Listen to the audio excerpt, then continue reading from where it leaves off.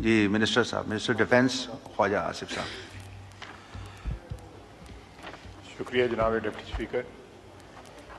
Sir, इस वक्त situation ये है कि 6 सैनिटरी वर्कर्स जो है they are performing their duties in the area of Bakar Mandi Chowk and Tali Mori Chowk under the jurisdiction of Chaklala cantonment board Rawalpindi.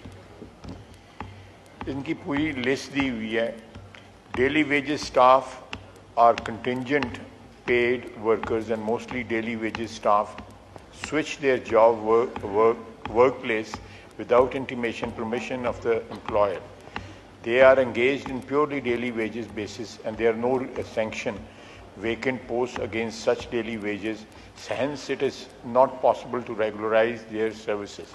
Sir, ये सिचुएशन ये है कि ये यहाँ भी काम करते हैं और इन्होंने और भी जॉब्स लिए होते हैं साथ, उस वजह से जो है ये डेली वेजेस के ऊपर इनको काम करना भी सूट करता है और कंटोनमेंट बोर्ड को भी सूट करता है कि वो शाम को किसी और जगह काम करके जो है 4 पैसे बना लेते हैं और उनकी जो सैलरी है या फाइनेंशियल नीड्स जो हैं वो पूरी हो जाती हैं।